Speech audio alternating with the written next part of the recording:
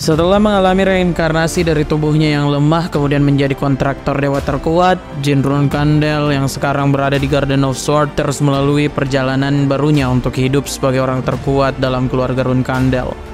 Sekarang dirinya ada di kelas menengah kadet Runkandel yang tentu saja mendatangkan ancaman baru baginya.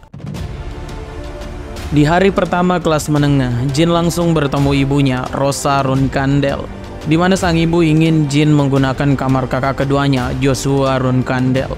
Kamar tersebut begitu spesial untuk keluarga Runkandel karena jadi kamar bagi mereka yang diakui untuk meneruskan status kepala keluarga. Siapa sangka Jin akan menolak tawaran tersebut, padahal itu adalah hal yang dinantikan banyak saudaranya. Di sini ibu dari Jin tidak masalah dengan keputusan yang diambil anaknya. Kemudian dia makin tahu kalau Jin adalah anak yang penuh dengan perhitungan. Sebab jika Jin mengambil kamar tersebut, dia akan makin dimusuhi oleh kakak-kakaknya. Setelah pertemuan tadi, Jin kemudian menemui semua bawahannya yang juga sudah masuk dalam kelas kadet tingkat menengah. Di sini Jin memperingatkan semua bawahannya bahwa di tingkat menengah kehidupan mereka akan penuh dengan tekanan. Saat upacara penyambutan kadet tingkat menengah dilakukan, siapa sangka Jin melakukan hal tidak terduga dengan menebas tangan salah satu kadet di sana. Jin beralasan kalau dia melakukan hal tersebut karena si kadet memancarkan aura membunuh. Kejadian ini juga menjadi tanda kalau Battle of Hegemony atau pertarungan anak kepala keluarga Runkandel antara Jin dan si kembar sudah dimulai. Setelah melakukan tebasan tersebut, Jin juga memperingatkan semua orang kalau dia tidak akan segan-segan pada siapapun yang memancarkan aura membunuh padanya atau kelompoknya. Di sini struktur mereka yaitu Seth Runkandel ikut kagum dengan tindakan Jin yang sangat berani. Seth bahkan mengetes keteguhan dari Jin, yang tidak disangka Jin malah memprovokasi Zed. Saat terprovokasi, Seth langsung melakukan tebasan ke arah Jin, yang membuat anak muda ini terluka namun tidak bergerak sedikit pun. Jin pun mengatakan alasan tindakannya untuk memprovokasi pamannya tersebut karena dia tahu kalau Runkandel tidak akan takut pada lawan yang lebih kuat dan terus hidup dalam pertarungan. Hal ini jelas membuat Seth Runkandel bahagia melihat keponakannya yang menjiwai semangat Runkandel. Setelah pasukan dibubarkan, tidak lupa Jin kembali mengancam si kembar dengan mengatakan kalau mereka harus hati-hati bertindak di hadapan Jin. Sesampainya di kamar miliknya, Jin kemudian menceritakan kalau dia sudah memulai Battle of Hegemony dengan si kembar pada Gili dan juga Murakan. Makanya untuk memenangkan pertarungan ini, Jin meminta Murakan melakukan sebuah misi khusus. Nah, keesokan harinya, Jin dan si kembar kemudian kembali menghadap ke Zed. Di sini ketiganya akan mendapat pelatihan khusus untuk anak Runkandel, yaitu dengan sebuah benda bernama Clear Stone. Bola ini sangat penting dalam ilmu berpedang. Mereka bisa memperlihatkan tingkat kekuatan dan akurasi serangan lewat bola tersebut. Nah, jika dipukul terlalu pelan, maka bola ini akan membuat suara bising yang tidak enak didengar. Dan jika dipukul dengan kekuatan yang pas akan membuat suara yang lebih merdu. Nah, kemudian yang terakhir, jika dipukul secara berlebihan akan membuat sebuah ledakan. Misi tiga orang ini adalah memukul Clear Stone tersebut dengan kekuatan yang pas di setiap serangan yang mereka lakukan. Tentu saja hal ini sangat sulit untuk dilakukan. Dalam sejarah Akademi Runkandel, orang yang masih memegang rekor hingga sekarang adalah Luna Runkandel, si anak pertama, yang tidak menghindari ledakan tadi dan juga tidak terluka. Dia juga menjadi orang yang menyelesaikan latihan ini dengan cepat. Saat melakukan latihan ini, Jin dan si kembar tentu saja kewalahan. Mereka bahkan sempat pingsan. Nah, di sesi latihan ini juga lah Seth Runkandel makin tahu alasan kenapa Jin menjadi menarik, karena dia bukan cuma berani, tapi juga sangat kuat dan tenang. Di tempat lain, Luna dan juga pengasuhnya bertemu. Luna mengungkapkan keresahannya tentang orang yang coba mengutuk Jin. Makanya Neni Luna ini menawarkan untuk melakukan misi mata-mata terhadap saudara Luna yang lainnya untuk tahu siapa yang coba mengutuk Jin di masa lalu. Kemudian di hari berikutnya, tempat kadet kelas menengah juga tengah heboh karena pembagian misi. Siapa sangka misi yang paling berat untuk menumpas gerombolan orc malah diberikan pada kelompok Jin. Makanya mereka diolok-olok oleh kadet lain. Nah, di sini sebenarnya semua orang marah termasuk Mesa. Namun dia bilang kalau timnya harus menyelesaikan misi tersebut agar tidak terus membebani Jin. Setelah cukup lama berlatih dengan Clearstone, si kembar Tona ternyata memperlihatkan perkembangan dengan bisa meledakkan batu tersebut. Nah, saat momen latihan ini, Seth Runekandel muncul untuk memberitahu ketiganya kalau mereka mendapatkan misi. Daytona dan Hetona mendapatkan misi yang sangat mudah karena hanya harus ikut dalam pesta dansa mewakili keluarga mereka. Sedangkan Jin punya misi yang sangat berbahaya, yaitu memburu salah satu suami dari Talaris Endorme, salah satu penyihir terkuat di dunia yang sekarang menguasai Ice Palace di tengah Laut Timur. Nama targetnya adalah Alcaro Senderar yang berada di kawasan Marmit. Kawasan ini adalah kawasan bebas hukum yang berbahaya bahkan bagi anak dari Runekandel. Makanya si kembar Tona langsung kaget, siapa sangka misi berbahaya ini tetap diterima oleh Jin yang akan menjadi pembuktiannya. Si kembar Tona sebenarnya sudah memperingatkan Jin, tapi Jin membuktikan diri dengan bisa menebas Clearstone dengan mudah untuk menghasilkan bunyi yang lebih indah. Nah, sebelum pergi, Jin juga bilang kalau saat dia pulang, si kembar harus sudah tahu akan memihak pada siapa. Apakah memihak Jin atau memihak saudara perempuan mereka. Setelah ancaman tersebut, Jin pun bersiap berangkat dan berpamitan pada seluruh anggotanya. Saat berangkat, Jin tentu saja membawa Murakan sebagai pengawal.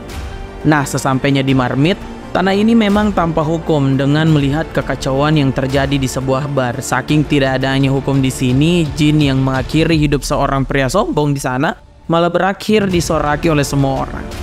Ya, Jin memang lumayan familiar dengan tempat ini, makanya dia tahu apa yang bisa dia lakukan. Sebab di masa lalu, Marmit adalah tempat di mana dia bertemu dengan gurunya.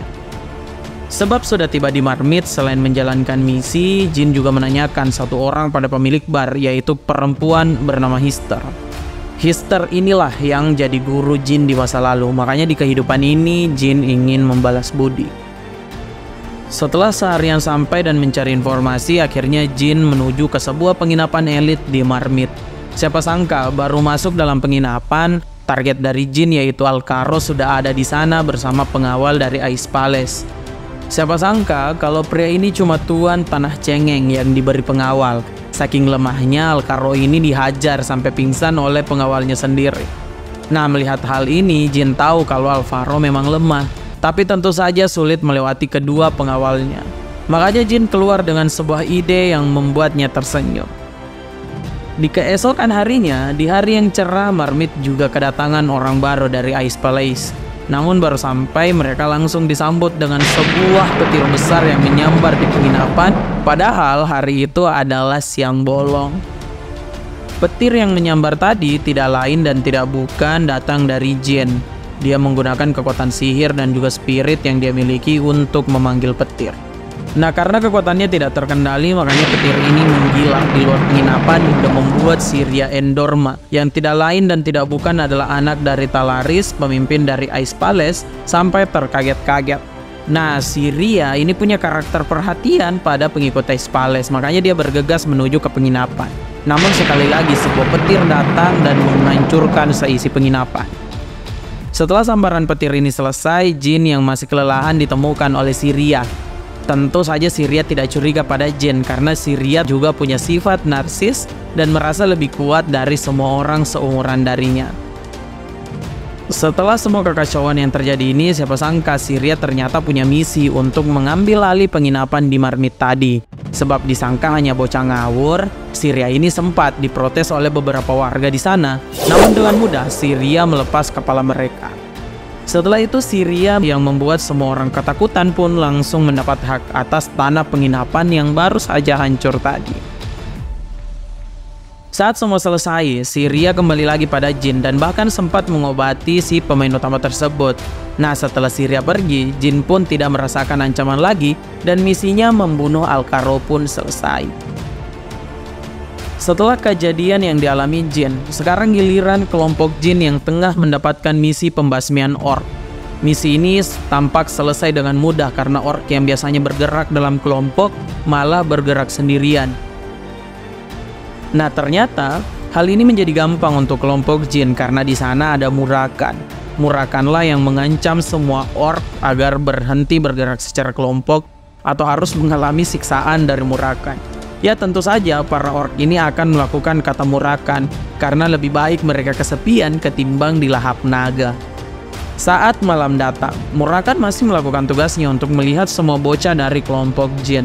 Saat berjaga, Murakan kemudian dikagetkan dengan sebuah aura yang terpancar dari kejauhan.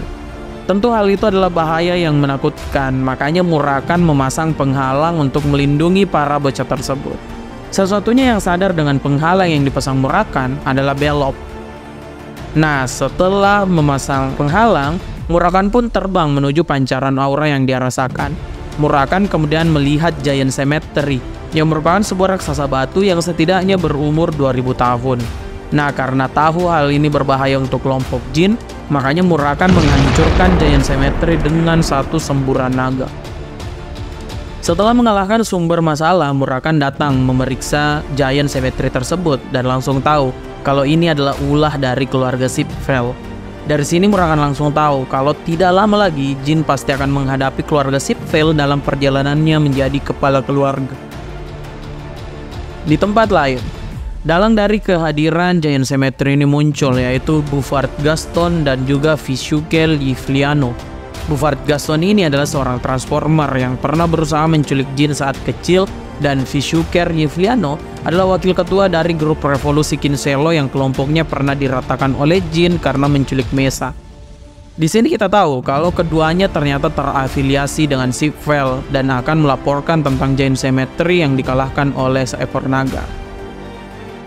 Di keesokan harinya, di Akademi Keluarga Run Kandel, akhirnya Jin dan kelompoknya kembali berkumpul. Nah, di sini tersebar rumor kalau Jin cuma beruntung karena sambaran petir yang terjadi pada targetnya. Nah, Jin memang tidak bisa apa-apa dengan rumor tersebut karena dia harus menyembunyikan kekuatan sihirnya dari semua orang. Tapi Jin punya cara lain, yaitu dengan menantang Kajin Romelo. Saat melawan Kajin, siapa sangka Jin yang harusnya dikalahkan oleh Kajin karena perbedaan kekuatan mereka, di mana Kajin yang harusnya bintang 4 malah berbalik, di mana Jin melihat arah tebasan dari Kajin. Gilanya lagi, Jin bisa dengan mudah mengimbangi semua serangan Kajin dan mengakhiri pertarungan ini dengan sempurna. Di sini semua orang di akademi pun tahu kalau kekuatan Jin sudah setara dengan Swordsman bintang 5. Setelah kejadian tadi, Kak Jin kemudian melaporkan kepada kakak perempuan Jin kalau setelah misi yang diterima oleh Jin malah membuatnya lebih kuat. Nah, di sini kakak-kakak Jin sudah mulai merancang rencana baru untuk mencelakakan adik mereka. Dengan terungkapnya Jin sebagai Swordsman bintang 5 di umur 15 tahun, tentu saja ini adalah hal yang sangat besar. Sebab yang pernah mencapai hal tersebut hanya 3 orang, yaitu Timar sang patriark pertama, Chiron Rukandel yang sekarang menjadi patriark, dan Luna si kakak pertama. Makanya Jin akan menjadi perhatian bagi semua orang, utamanya Joshua, yang sekarang menjadi kandidat utama pewaris posisi kepala keluarga. Sebab dia bisa saja menjadi kandidat terkuat untuk mewarisi posisi kepala keluarga. Nah, di keesokan harinya, Jin kemudian didatangi oleh staf Akademi Run Kandel, di mana ternyata dia mendapatkan misi dan lokasinya adalah Kolon Ruins, yang merupakan daerah kekuasaan Sipfel. Status misi ini tentu sangat berbahaya, makanya ibu Jin, Rosa Run Kandel, sangat marah pada anaknya yang hadir saat itu seperti Luntia, Ran, Vigo, Miu, dan Anne. Saking marahnya, Rosa bahkan ingin membatalkan misi tersebut bagi Jin yang diprotes oleh Miu dan Anne yang merasa ibu mereka terlalu berpihak pada Jin. Nah, keberpihakan Rosa pada Jin tentu bukan tanpa alasan, karena Jin adalah orang terkuat di antara mereka semua yang bisa menjadi Swordsman bintang 5 di umur 15 tahun. Setelah kebanjiran fakta ini langsung membuat Miu dan Anne langsung terdiam. Setelah pertengkaran yang terjadi di hadapannya, Jin sebenarnya punya kesempatan untuk menolak misi berbahaya tersebut. Tapi siapa sangka si bungsu ini malah memilih untuk melanjutkan misi tadi.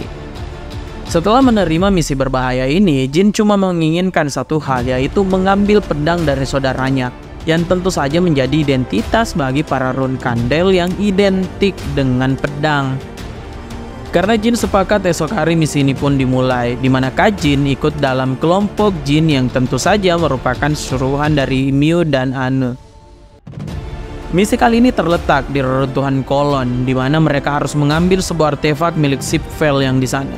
Bagi Jin, reruntuhan kolon ini adalah neraka bagi suku kolon asli di sana, yang tengah diperbudak oleh Sipvel untuk mendapatkan sebuah artefak sakti bernama Fountain of Mana. Artefak ini adalah rahasia dari Sipvel untuk membuat pasukan sihir bintang 7 di masa depan nanti. Makanya Jin ingin menggantikan Sipvel dengan menemukan artefak tersebut lebih dulu. Namun, tentu saja hari ini ada misi yang harus diselesaikan, jadi Fountain of Mana akan ditunda oleh Jin. Makanya, setelah tahu kalau lokasi misinya ada di gudang nomor 3, Jin pun menginginkan penyerangan dilakukan beberapa waktu ke depan, dan sekarang mereka harus beristirahat, di mana Jin menyodorkan sebuah daging asap. Siapa sangka daging asap ini sudah diberikan obat tidur karena Jin tahu kalau mereka ini ada untuk membunuh dan bukan membantu Jin. Jadi lebih baik Jin menjalankan tugas ini sendirian. Sesampainya di gudang tempat misi Jin berada, tanpa basa-basi Jin langsung menyerang penjaga yang ada di sana. Anehnya ruangan yang dibuka tadi hanya dilindungi oleh gembok biasa, dan di dalamnya ada sebuah magic circle. Nah, Jin kemudian mencoba menggunakan magic circle tadi dengan darah dari para penjaga. Siapa sangka kalau penjaga tadi malah akan berubah menjadi golem. Mau tidak mau, Jin tentu saja harus melakukan pertarungan dengan dua golem yang ada di hadapannya. Untung saja Jin tahu kelemahan dari golem ini, yaitu di kepala, jantung, dan abdomennya. Makanya, dengan beberapa kali serangan Jin langsung bisa mengalahkan para golem tadi. Melihat kejadian yang tidak biasa tadi, Jin juga menarik kesimpulan kalau di kolon keluarga Sipvel tidak cuma melakukan perbudakan, tapi juga melakukan eksperimen berbahaya yang mengubah manusia menjadi golem hidup. Setelah menghajar golem hidup tadi, Jin pun mengambil barang bukti berupa jantung golem. Kemudian dia pun menyelesaikan misinya dengan mengambil semua artefak yang ada di sana. Jin juga tidak lupa menyisakan hadiah untuk keluarga Sipvel berupa sebuah sihir ledakan. Di kediaman keluarga Runkandel, Luna yang baru pulang langsung menghajar Miu dan Anne yang jadi dalang misi berbahaya dari Jin. Setelah menghajar mereka berdua, Luna kemudian bercerita pada pengasuhnya tentang siapa yang berpotensi mengutuk Jin saat saudara bungsunya masih kecil. Luna mengerucutkan tersangkanya, yaitu Joshua, Dipus, Ran, Vigo, dan juga Luntia. Nah, beberapa hari setelah semua kejadian tadi, akhirnya Jin pun pulang dan membawa jantung golem ke depan Murakan dan Gili. Di sini Murakan meminta pada Jin untuk dirinya bisa melakukan investigasi tentang Sipvel atas kejadian tersebut yang diiyakan oleh Jin. Nah, keesokan harinya, latihan Clearstone pun terus berlanjut di mana Jin dinyatakan lolos oleh Zed. Zed juga bilang kalau kepala keluarga akan datang secara pribadi menemui Jin, yang kemungkinan besar akan secara resmi menunjuk Jin sebagai calon pewaris. Jika benar, Jin akan bisa keluar dari wilayah keluarga Runkandel agar bisa latihan dan bertambah lebih kuat.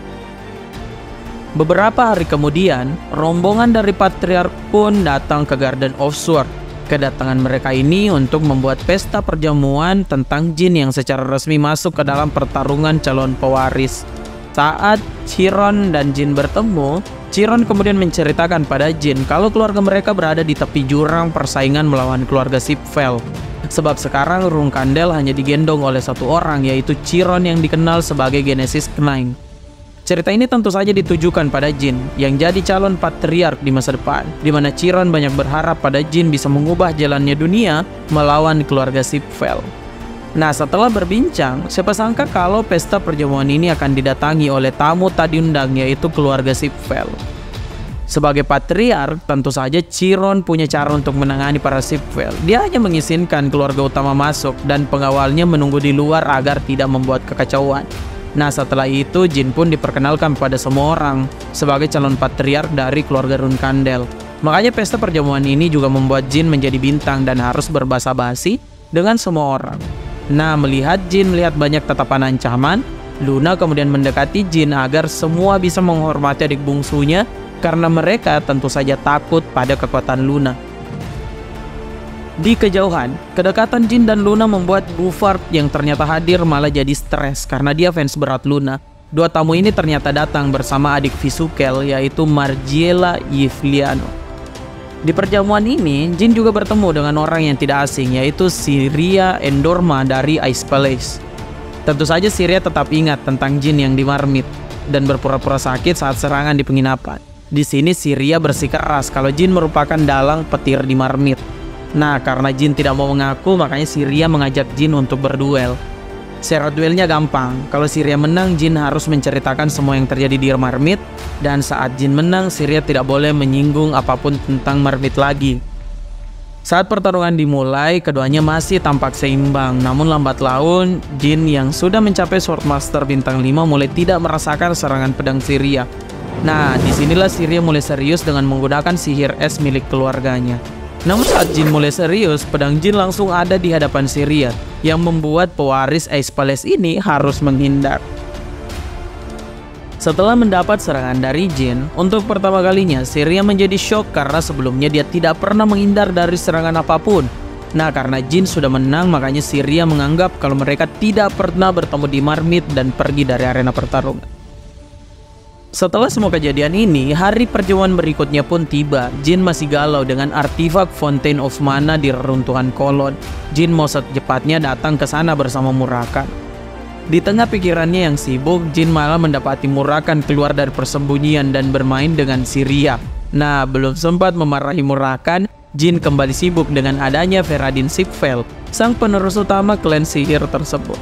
Seperti biasanya, Ferradin cuma datang untuk membual tentang pencapaiannya yang sudah menjadi penyihir bintang 6.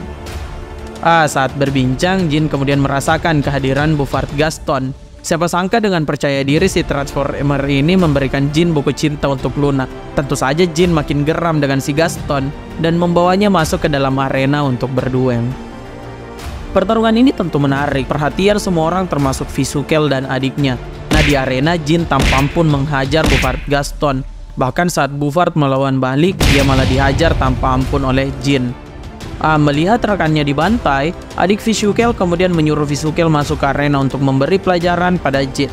Sebab Visukel adalah karakter yang sayang adik, dia pun masuk ke dalam arena. Pertarungan ini tentu saja tidak menguntungkan bagi Jin karena dia baru saja masuk ke Swordmaster bintang 5, sedangkan Visukel adalah Swordmaster bintang 7. Makanya pertarungan ini berat sebelah, bahkan Jin terus mendapatkan luka dan Visukel bisa menghindari semua serangan Jin. Nah, dalam momen akhir pertarungan mereka, Jin yang berada di konsentrasi penuh kemudian diserang oleh Visukel. Memang pedang Jin berakhir patah, namun tidak disangka Visukel yang jauh lebih kuat dari Jin malah ikut terluka di bagian leher. Dalam pertarungan ini, Visukel tahu satu hal, kalau Jin membangkitkan Heart of Sword di momen terakhir pertarungan mereka. Makanya, Visukel hampir mati andai saja tidak menyerang dalam 1/10 detik. Makanya dia menjuluki Jin sebagai monster muda. Setelah pertarungan tadi, Jin ternyata tidur selama 2 hari. Dan kemudian dia juga sadar kalau perjamuan ini banyak memberinya hal berharga. Mulai dari hubungannya dengan Ferradin dan Syria hingga dia tahu kalau Visukel bekerja sama dengan Buford. Kekalahan ini juga membawa Jin pada satu fakta kalau dia harus menjadi lebih kuat. Nah, di hari berikutnya, Jin kemudian bertemu dengan sang patriark di makam keluarga Runkandel. Makam ini memang ditujukan bagi semua orang yang berjasa pada keluarga Runkandel. Namun anehnya, di sini tidak ada makam kepala keluarga pertama, yaitu Temar Runkandel.